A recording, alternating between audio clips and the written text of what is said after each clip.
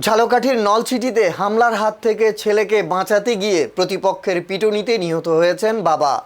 উপজেলার গোবিন্দপুর গ্রামে রোববার ৯ আগস্ট হামলায় বাবা আক্কাস খান ও ছেলে জসিম খান আহত হন।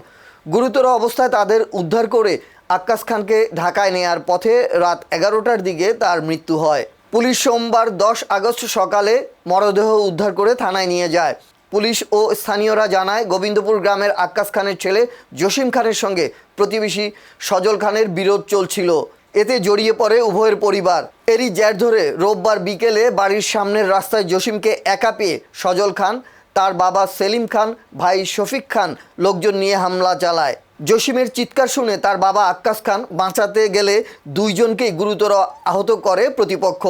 গুরুতর আহত অবস্থায় তাদের স্থানীয় লোকজন উদ্ধার করে প্রথমে নলছিটি উপজেলা স্বাস্থ্য কমপ্লেক্সে পাঠায়। সেখান থেকে উন্নত চিকিৎসার জন্য ঢাকায় নেয়ার পথে আক্কাস খানের মৃত্যু হয়।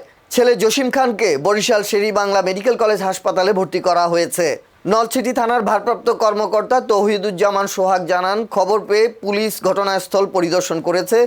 ঘটনার সঙ্গে জড়িতরা পালিয়েছে, তাদের গ্রেফতারের চেষ্টা চলছে। মরদেহ ময়নাতদন্তের জন্য ঝালকাঠি সদর হাসপাতাল মর্গে পাঠানো হয়েছে। এ ব্যাপারে মামলার প্রস্তুতি চলছে বলেও জানান তিনি।